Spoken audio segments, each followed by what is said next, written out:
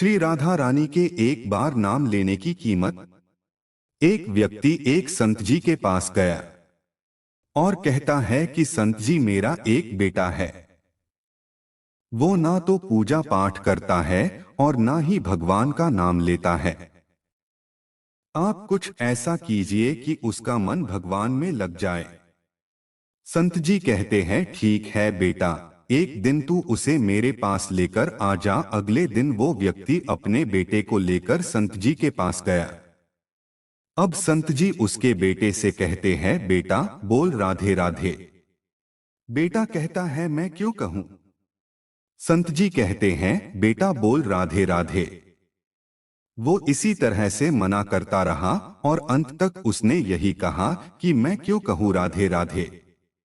संत जी ने कहा, जब तुम मर जाओगे और यमराज के पास जाओगे, तब यमराज तुमसे पूछेंगे कि कभी भगवान का नाम लिया, कोई अच्छा काम किया?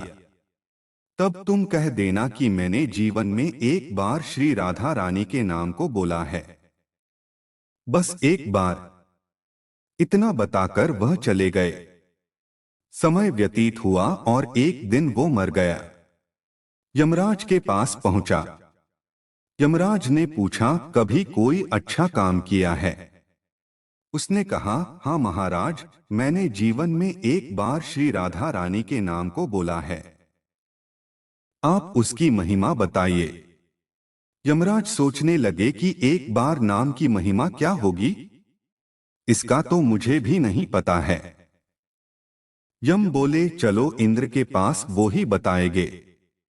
तो वो व्यक्ति बोला, मैं ऐसे नहीं जाऊंगा, पहले पालकी लेकर आओ, उसमें बैठ कर जाऊंगा। यमराज ने सोचा, ये बड़ी मुसीबत है। फिर भी पालकी मंगवाई गई और उसे बिठाया। 4 कहार लग गए। वो बोला, यमराज जी, सबसे आगे वाले कहार को हटाकर उसकी जगह आप लग जाइए। यमराज जी ने ऐसा ही किया। फिर सब मिलकर इंद्र के पास पहुंचे और बोले कि एक बार श्री राधा रानी के नाम लेने की महिमा क्या है?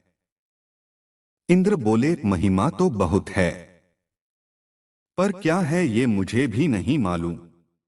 बोले कि चलो ब्रह्मा जी को पता होगा, वो ही बताएंगे।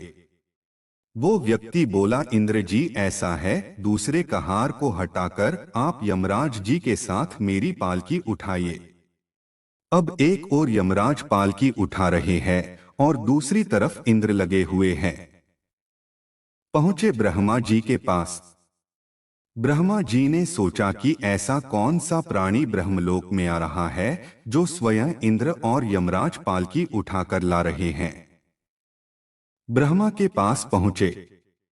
सभी ने पूछा कि एक बार श्री राधा रानी के नाम लेने की महिमा क्या है?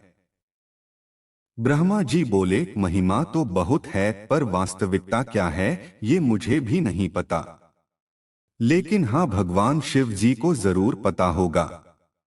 वो व्यक्ति बोला कि तीसरे कहार को हटाइए और उसकी जगह ब्रह्मा जी आप लग जाइए। अब क्या करते, महिमा तो जाननी थी। अब पालकी के एक ओर यमराज है, दूसरी तरफ इंद्र और पीछे ब्रह्मा जी है। सब मिलकर भगवान शिव जी के पास गए और भगवान शिव से पूछा कि प्रभु, श्री राधा रानी के नाम की महिमा क्या है? केवल एक बार नाम लेने की महिमा आप कृपा करके बताइए। भगवान शिव बोले कि मुझे भी नहीं पता, लेकिन भगवान विष्णु जी को जरूर पता होगा। वो व्यक्ति भगवान शिव जी से बोला कि अब आप भी पालकी उठाने में लग जाइए। इस प्रकार ब्रह्मा जी, भगवान शिव, यमराज और इंद्र चारों उस व्यक्ति की पालकी उठाने में लग गए और विष्णु जी के लोक पहुंचे। विष्णु जी से पूछा कि एक बार श्री राधा रानी के नाम लेने की महिमा क्या है? विष्णु जी बोले, अरे जिसकी पालकी को स्वयं मृत्यु के राजा यमराज, स्वर्ग के राजा इंद्र, ब्रह्मा लोक के राजा ब्रह्मा और साक्षात भगवान शिव उठा रहे हो, इससे बड़ी महिमा क्या होगी? जब सिर्फ एक बार श्री राधा रानी नाम लेने के कारण आपने इसको पालकी में उठा ही लिया है। तो अब ये मेरी गोद में बैठने का अधिकारी हो गया है। भगवान श्री कृष्ण ने स्वयं कहा है कि जो केवल रा बोलते हैं तो मैं सब काम छोड़कर खड़ा हो जाता हूं। और जैसे ही कोई धा शब्द का उच्चारण करता है तो मैं उसकी ओर दौड़ लगाकर उसे अपनी गोद में भर लेता हूं। बोलो राधे राधे।